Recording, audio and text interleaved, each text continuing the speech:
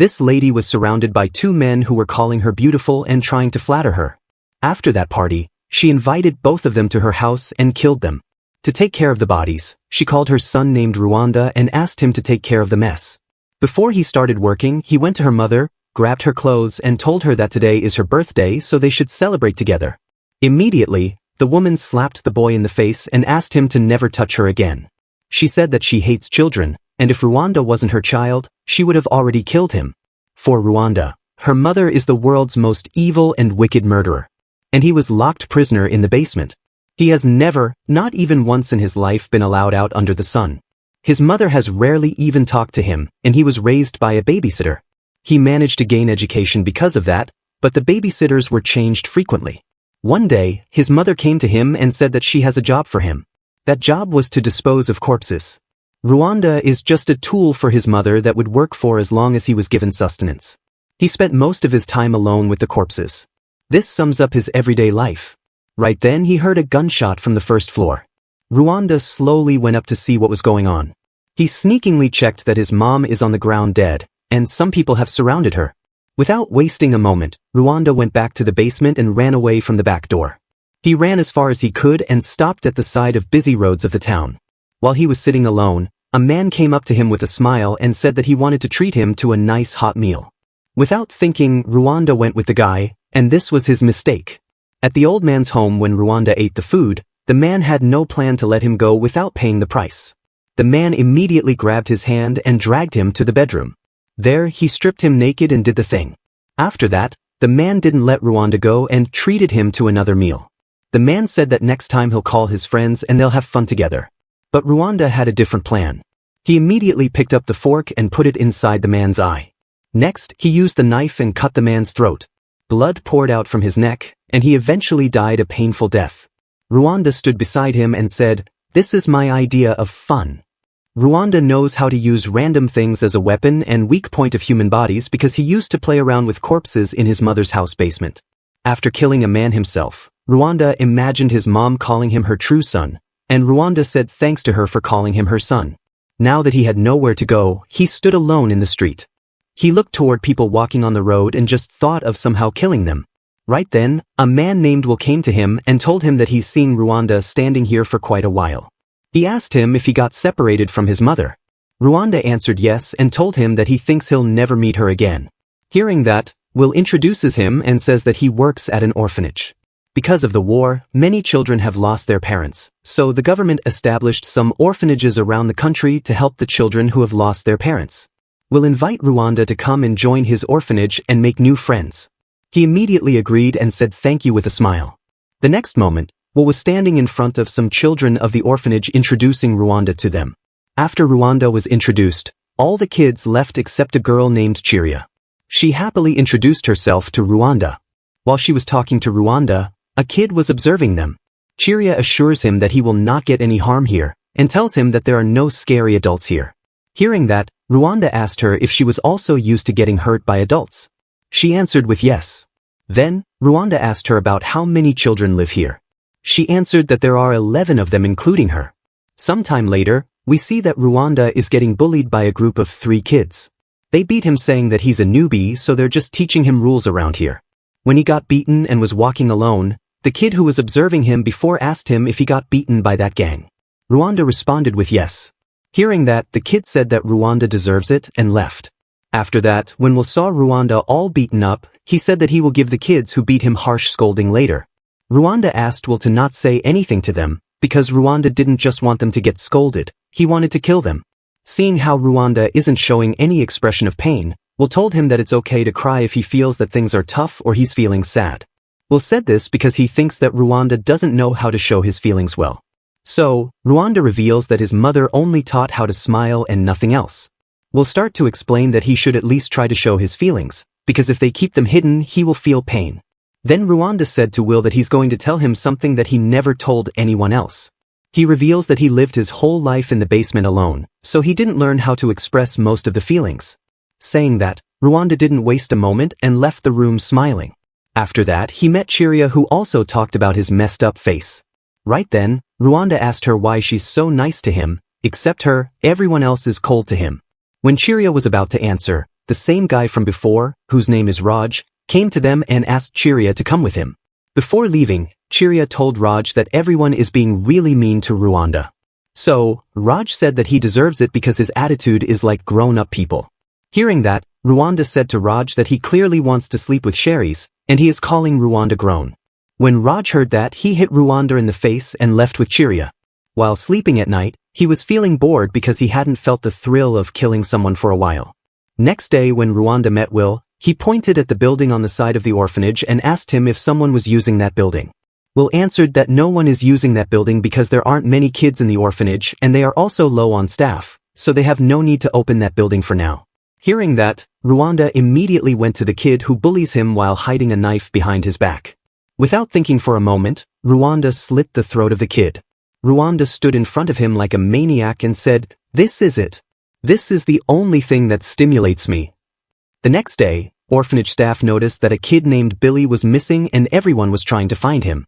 When Will asked Rwanda if he had seen Billy, Rwanda said with a smile that Billy might have ran away. While lying on the bed at night, Rwanda has an even grin on his face while he was imagining his mom asking him, "My little devil, is one enough for you?" Rwanda responded, "Of course not." The next day, he called a girl to him and killed him like he killed Billy. Slowly, the staff started panicking because many children are going missing day by day. While walking comfortably between the panicking staff, Rwanda thought that children are so simple-minded and weak. Killing them feels like killing an ant or a little bird. After some days, Rwanda's dead kid collection has grown to 9. Only kids that are left are himself, Cheria, and Raj. Staff of the orphanage are now trying to call the police and also started patrolling outside the orphanage at night. When Rwanda was standing alone minding his own business, Raj came to him and said that he's the culprit. Raj said that Cheria told him she saw the shadow of someone on the other side of the fence at night. And when she went to tell Rwanda, he wasn't in his room or anywhere in the orphanage. Hearing that, Rwanda went to Cheria and asked him if she really suspects him. She got scared and said that she knows everything. Right then, Rwanda revealed that he knows that Cheria is the criminal. She's not an orphan. She set fire on her own home and killed her own family. When she asked him how he knew, Rwanda said that his good friend, Will, told him. Cheria started crying saying that she had no choice. To comfort her, Rwanda came close to her and said that he and Cheria are really similar. He said that he can help her soothe the wounds on her heart. In return, she had to lend him her strength. Right then, Raj barged into the room and saw Cheria and Rwanda hugging each other. Seeing that, he didn't talk to Cheria but went to Will. He told Will that Rwanda is the culprit. When Will refused to believe it, Raj told him to check the abandoned building on the other side of the fence. Will immediately came out of the room to go check the building, but when he came out, Rwanda was standing outside. Will didn't talk to him and just left. When Raj was also about to leave, Rwanda grabbed his hand and said that it's time for lunch. Rwanda smiled and said that today's menu was filled with poison. Seeing the completely stunned Raj, Rwanda started laughing maniacally, and on the other hand, all the workers who ate the lunch were dead. In the meantime, Raj has finally reached the building, and when he entered, he saw 9 dead kids on the floor. While Will was already in shock seeing dead kids, Raj came outside shouting that Rwanda is a demon. Before he could explain what happened, an explosion happened in the orphanage. Right then, Cheria came running to Raj asking him to run away because Rwanda is trying to kill them.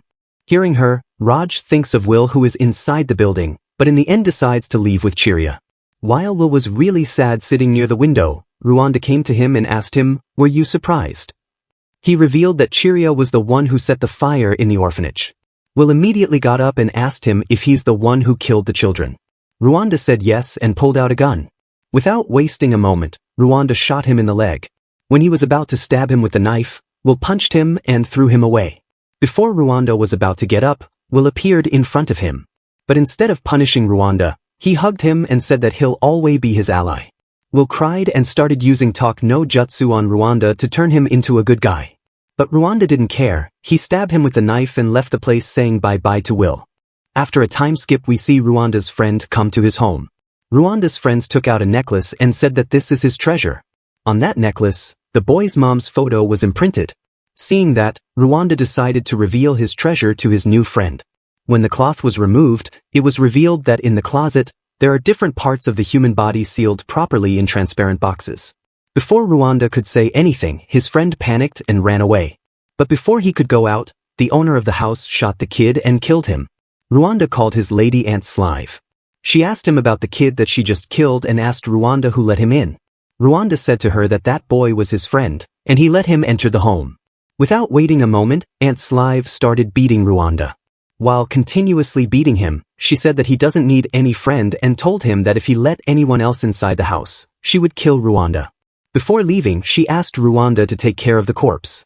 So, Rwanda chopped the guy into pieces and put him in a bag.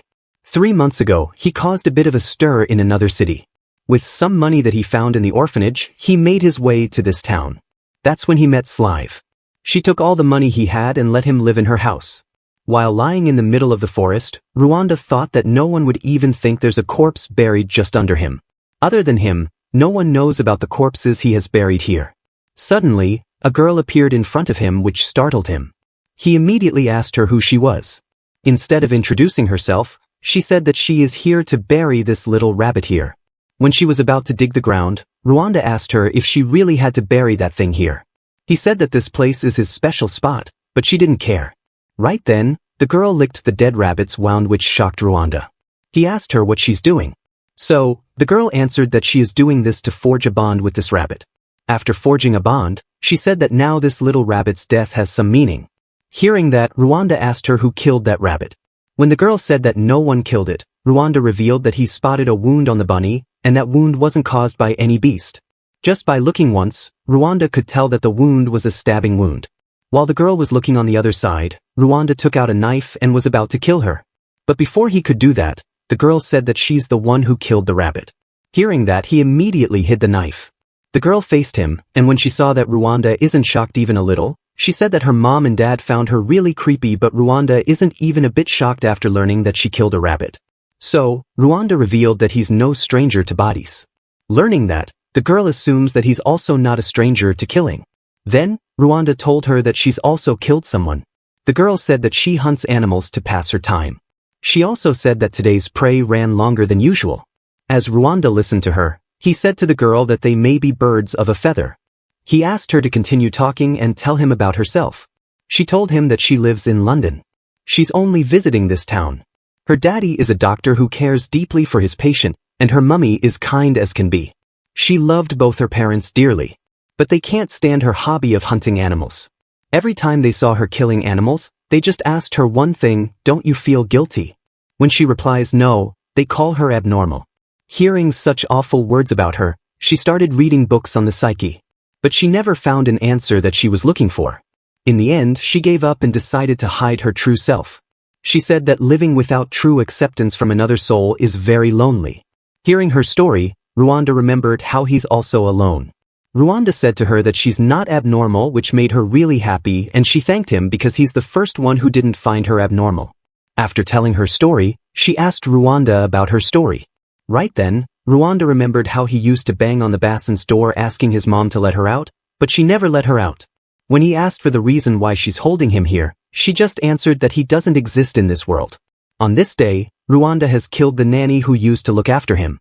Even though his mom said she now has to hire another one, she also praised him that he's growing up nicely. When he came back to his senses, Rwanda decided to not tell her about his story. Rwanda was about to leave, but the girl stopped and said that they'll meet again. Then, she said that her name is Macakaro and they both shook hands saying goodbye for now. With that, Rwanda came back to Slive's house while singing Macakaro's name happily. But her happiness was killed when he saw Slive.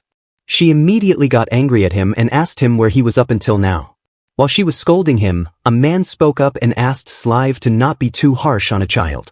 Slive immediately stopped scolding him and said sorry to the man. This man's name is Midwinter. He came to Rwanda and said that he has heard Rwanda is helping with the very important job he gives to Slive. Midwinter assumes that Rwanda is familiar with all this work. So, Rwanda with a straight face said that the last body that he took care of was of his friend. Midwinter laughed and said that he wants Rwanda to follow him to London. When Rwanda asked him if he had to leave with him immediately, Midwinter revealed that he had a new job for him. Slive also immediately agreed to let him go with Midwinter and asked him to pack his things. When Rwanda left to pack his things, Midwinter took out a small bag and gave that to Slive. Instead of packing his things, Rwanda was seeing the scene while hiding behind the fence. The next moment, they were in the London. There, Midwinter gave Rwanda new clothes. When Rwanda saw them, he asked him about the job he had to do. Midwinter didn't reveal yet and just said that Rwanda has to do a trifling task. And Midwinter is sure that Rwanda has the qualities to do the job.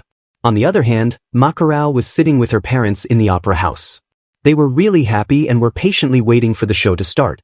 After the show, when Macakaro was leaving with her parents, she suddenly saw someone and ran toward that person. It turns out that Rwanda is also here. When she saw Rwanda standing alone in the big and crowded opera house, she asked him where his parents were. Rwanda replied with the sad face that he's lost them. Learning that, Macakaro also told her parents that she is friends with Rwanda and he has lost his parents. So, Macakaro's dad said that he should stay with them today and they'll find his parents tomorrow. The next moment, Rwanda was lying on a bed, but he wasn't able to sleep. He can't sleep properly because of remembering the words that Will said to him before dying. Rwanda can't stand how Will pitted him before dying. When he woke up because of the nightmare, his hands were handcuffs on his arms. Then, Macakaro's parents entered the place. Rwanda wasn't even a bit scared and asked them what they're planning to do with him. Man said that they're planning to enjoy their time together. Rwanda asked him if their fun time will hurt him. Man answered that it will only hurt a little if he's a good boy. The woman said that she loves when kids scream in pain. They also revealed that Rwanda is their fourth target. Rwanda isn't scared and just laughed inwardly hearing that they have just killed 3 people up until now. They are just rookies in front of Rwanda. On the other hand, Macakaro woke up from her sleep. When she didn't see Rwanda sleeping beside her, she went out to find him. Meanwhile, a man came near Rwanda and asked him why he's not scared. Rwanda asked him to come evil close and then he'll tell him. When the man came near enough, Rwanda pushed the bedsheet on the man and leaped toward the woman. He used a sharp object to inflict a fatal wound on the woman, killing her in an instant.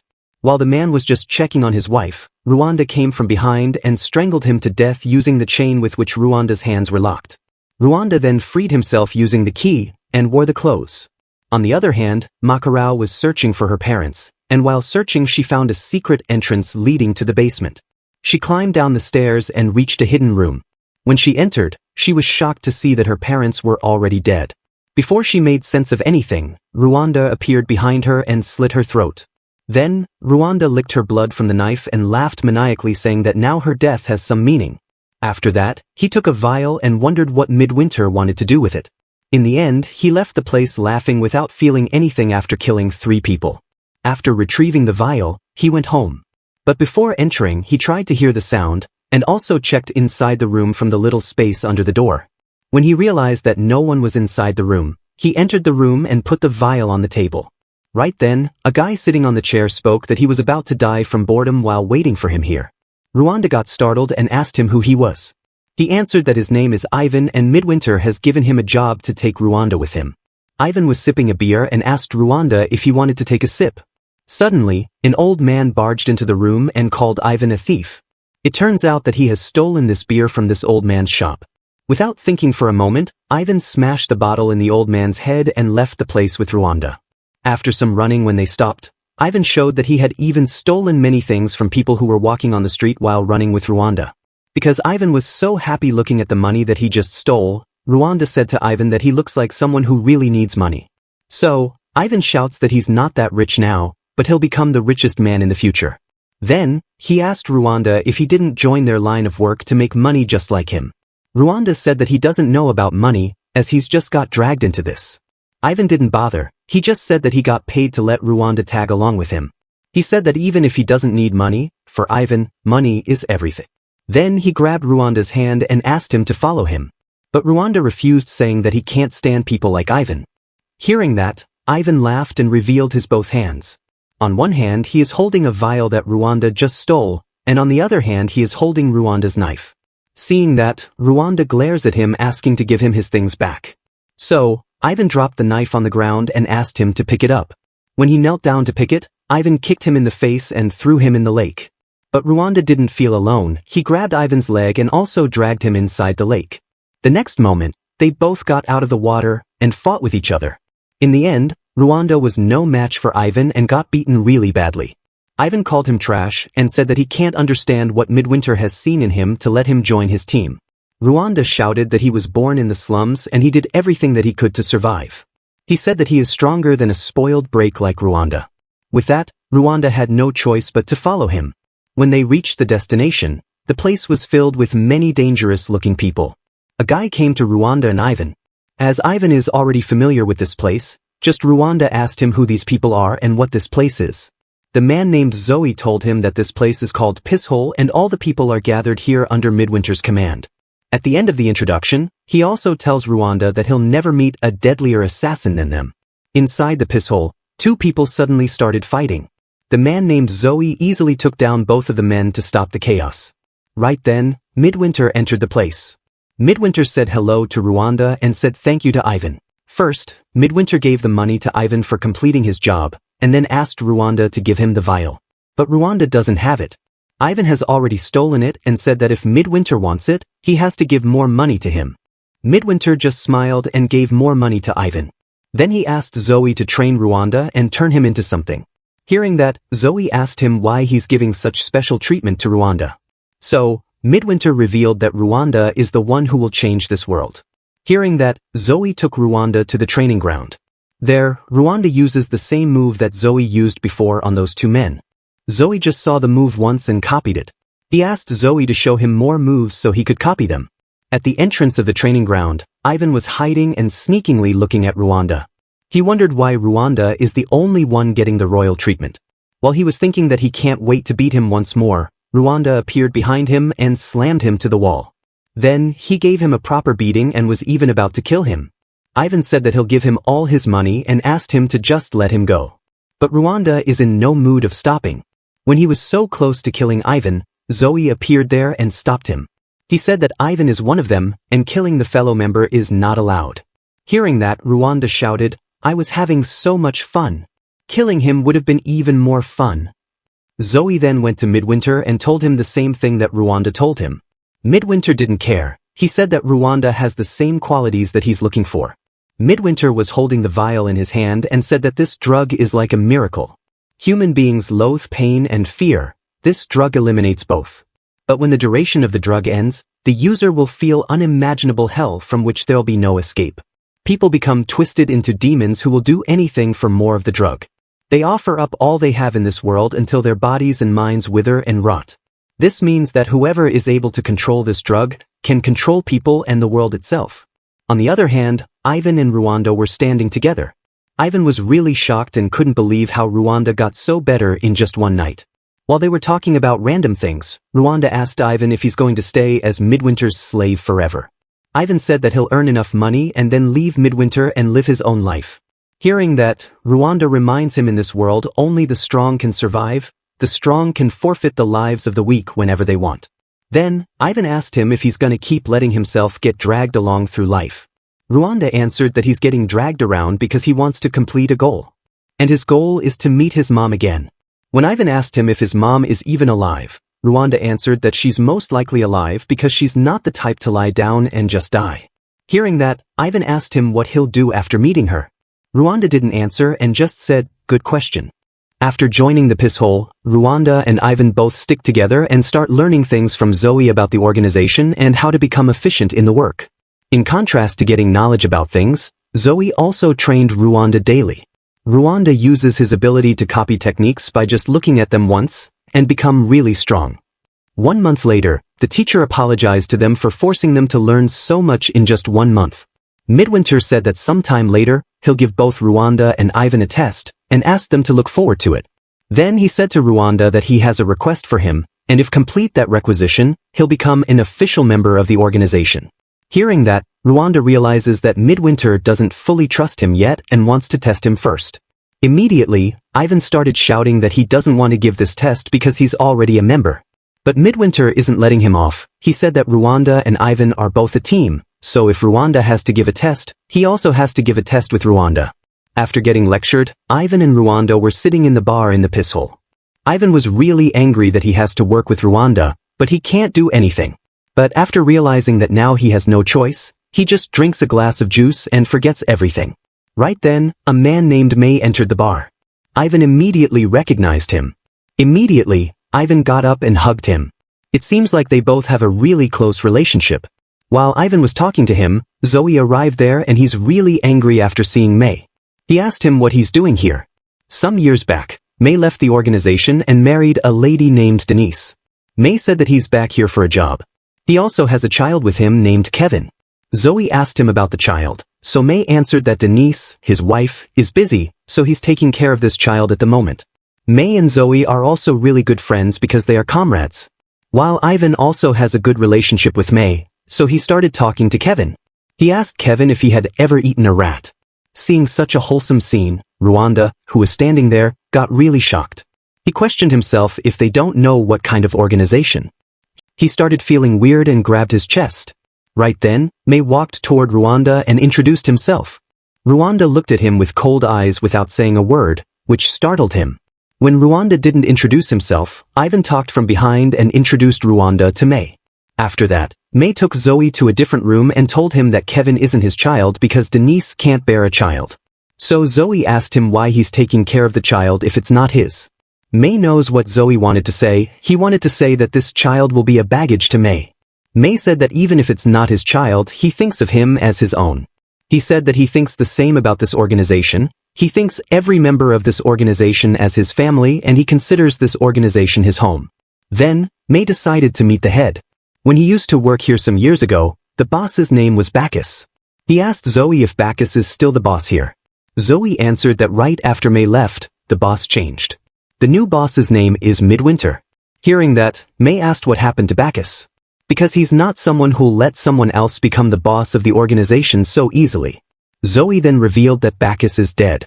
May couldn't believe it and asked Zoe to not joke with him. Zoe walked away saying that he never joked with him, and said that Midwinter isn't here for now, so he should meet him later when he comes back. May still can't get over it. He started remembering the time he spent with Bacchus. Before he could remember more, Kevin woke him up from his memories. He immediately started wondering what kind of man Midwinter could be. Outside the room, Rwanda has heard everything and after seeing May walking away, he smiled.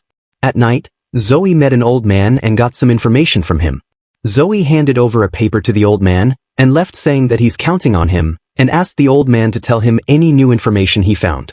On the other hand, while Ivan was sleeping, Rwanda was sitting thinking about something. Both May and Kevin made him sick. He can't understand why they say things like organization is their family and blah blah. Rwanda decided to get rid of them. He took out a knife and went out thinking that he'll erase anyone who'll get in his way. First, he checked one room and couldn't find them. After some walking, he was eventually able to find May's room. He entered the room holding a knife, and without making any noise. Standing near Kevin, he wondered what kind of face May make if lose someone important to him. He launches his knife toward Kevin to kill him. But at that moment, May woke up and immediately stopped Rwanda. He punched Rwanda in the stomach and both started fighting. In the end, Rwanda was no match for a veteran and was easily pinned down by May. He angrily asked him why he was aiming for Kevin and asked him what he's planning to do. Rwanda didn't answer, which made him really angry. May shouted with full force asking what he was planning to do. The voice was so loud that even Ivan woke up, sleeping peacefully in his room. Rwanda couldn't answer the question and started crying. He said that for some reason, when he saw Kevin and May together, his chest got all right. Rwanda immediately apologized and May let him go. May asked to hurry and went back to his bed. He warns him that if do this again, he'll not be able to get off easily. With that, Rwanda left the room. It turns out that all that crying was just acting and he immediately started smiling after leaving the room. He called May naive and repeated the same thing that May said. As May said to him that he'll not be able to get off so easily next time, Rwanda said that it's his line. He said that next time, he'll target May instead of Kevin. After some days when Midwinter returned to the organization, Rwanda was called by Midwinter into his office. He asked Rwanda if he got in a fight with May. Rwanda just brushed it off saying that it was just a small dispute. Midwinter said that he can overlook small disputes, but it will be a different story if Rwanda was really going for the kill. Rwanda asked him if he really thinks that he'll kill May. Without thinking, Midwinter said that he does. Midwinter just expected that he'll kill May, but after seeing Rwanda's reaction, he's sure that something will happen in the future. He looked toward Rwanda and said that he looks like he wants to say something. So, Rwanda started talking. He said that he's really disappointed in this organization. He said that he heard this organization was for assassins, but he just saw a bunch of thugs playing house. That's why he's really disappointed. Hearing that, Midwinter asked him what kind of organization Rwanda wants to see. Rwanda answered that he wants a place where he can freely do whatever he wants. A place where any kind of murder is justified. And his allies allow it regardless of who he wants to kill. Midwinter started laughing and said that he likes when Rwanda is honest. However, Midwinter said that Rwanda doesn't seem to understand what it means to be a hitman. He asked Rwanda about the difference between a hitman and a murderer. Rwanda thinks that they both are the same, they both are villains. So, Midwinter decided to explain to him how hitmans are different from murderers. Hitmen remove their targets, and only their targets, according to a contract they've established with someone. On the other hand, murderers hurt people in order to fulfill their own desires and impulses. So, as long as Rwanda is here, he has to behave as a proper hitman. Midwinter slowly got up from his chair saying that current members have been trained by their predecessors and are easy to control. Rwanda is charismatic, true. That's why Midwinter husked much interest in him. However, if Midwinter allows him to do whatever he wants and bring down the organization, he'd be very troubled. He looked down on Rwanda and said, "This organization and you are my property." He asked Rwanda to do him a favor and stop behaving however he wants.